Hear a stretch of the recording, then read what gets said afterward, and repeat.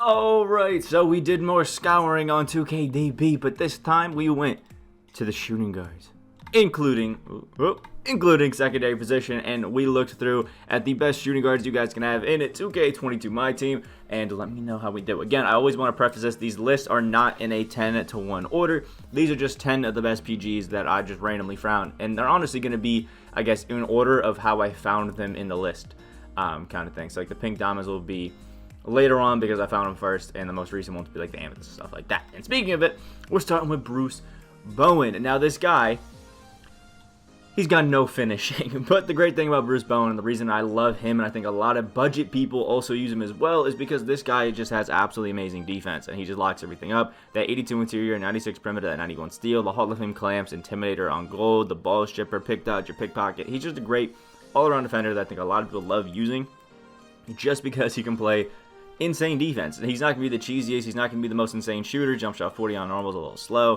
He's got the base dribble style, but he's just all around so good at defense that I think some people just kind of don't care when he has too many mistakes. The next one is one that I personally love, and I was a bit iffy on these last two, but after like looking at it and using these cards for a long time, let me tell you, this John Havlicek has been really clutch in his defense against guys like Klay Thompson during this unlimited run that I'm making, even though it's not going too fun because of all these sweaty lineups we have to go against. But the John Havlicek is just super clutch in a lot of these games, man. He's got a 6'5" height with a 6'8" wingspan. He's got a good 88 shot three. He's got some good speed, a 75 driving dunk. His 86 ball handle, can do a little bit of it all. He's got great defense. And if you look at it, my guy can clamp it up, pick dodger, clamps. He has Hall of Fame hustler. He's got glue hands right here, blinders, catch and shoot, deadeye. You can add a chef to him if you want to, which is just kind of crazy. And you can also add a quick first step. I haven't done that, but it would be a really nice thing to put on this Havlicek. And he's got good finishing as well. Jump shot 17 is a great jumper, nice, smooth, and consistent.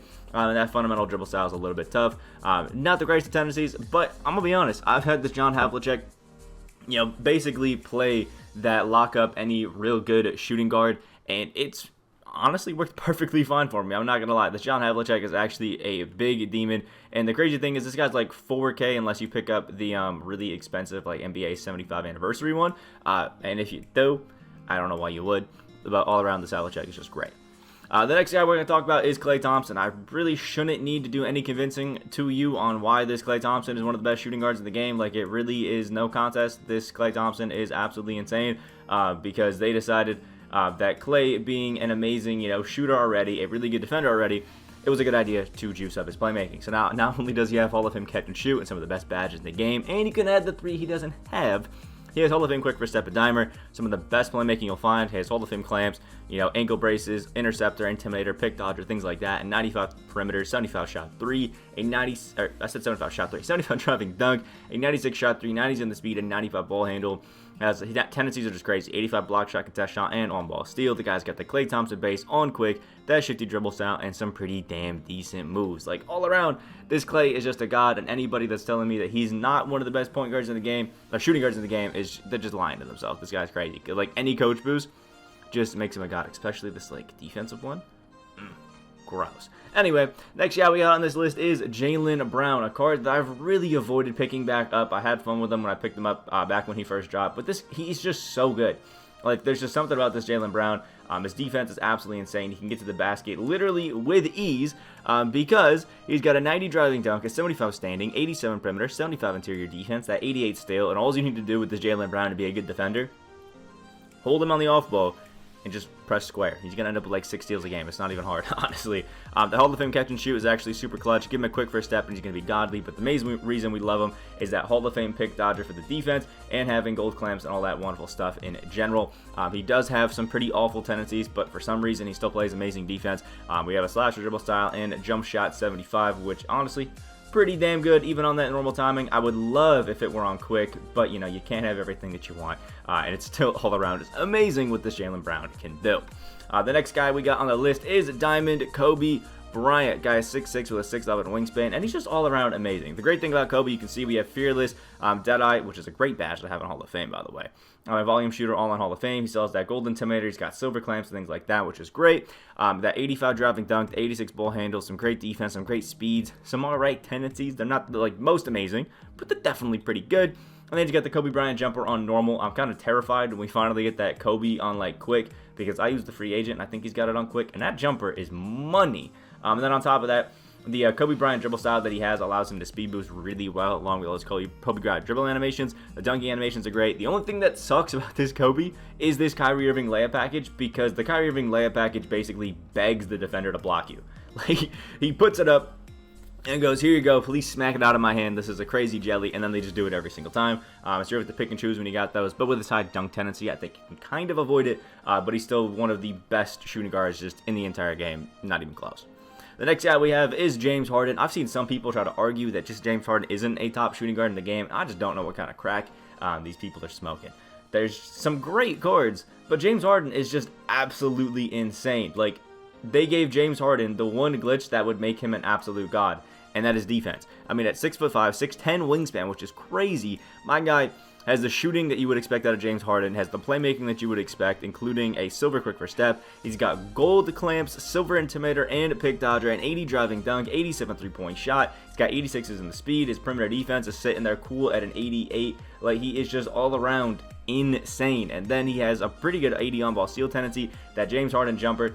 And I will say the James Harden dribble style is kind of weak, not gonna lie. But great finishing. I don't know why, but that James Harden dunk package just has some of the smoothest animations. James Harden and Carmelo Anthony are the two cards that I use that consistently don't get blocked. It's probably their dribbling or their dunking animations. And all around, his dribbling moves aren't bad. That Harden dribble style is just not amazing. But just the mix of insane offensive ability, the ability to run the point guard at the shooting guard still, and just have great defense. I just love this James Harden. Next up is Donovan Mitchell, a card that you can actually now get out of the promo packs, which is such a W because this card is absolutely amazing. And the great thing about our man Donovan here is, even though he's 6'1" with a 6'10" wingspan, he's just great. He has Hall of Fame fast twitch, which is amazing. That quick first step, blinders, catch and shoot, sniper. He has silver in almost all the defensive badges, which is more than enough. That 90 driving dunk, 83 shot three, 93s in the speed. He is lightning fast. A great defense. Tendencies on defense aren't great, but that 95 driving dunk is gross. Jump shot forward, that normal timing is crazy, and this shifty dribble style is just insane.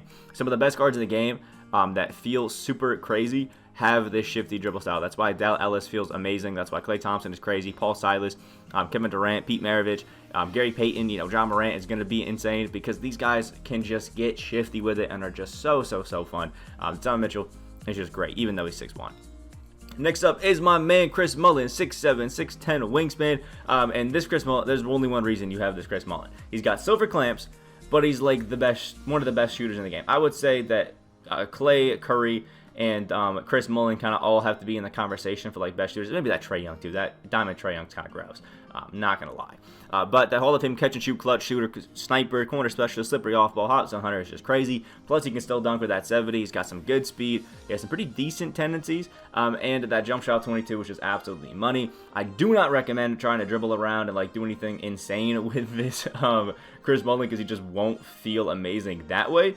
But I've had a lot of fun just messing around with this Chris Mullin and just chucking up a ton of threes. The next guy we have on this list is Vince Carter. He's got a cult-like following, and I knew if I didn't put him in this top end list, I probably would be crucified by like half of the comment section for not having this Vince Carter in. I'm going to be honest. I am not super impressed with what this Vince Carter can do. That's just me. But 6'6", 6'9" wingspan. He's got a pretty decent jumper. You can add clamps to him, make him a pretty good defender. He's already going to be quick. Nice quick first steps, some nice finishing. Like really good finishing. That 95 driving dunk's great.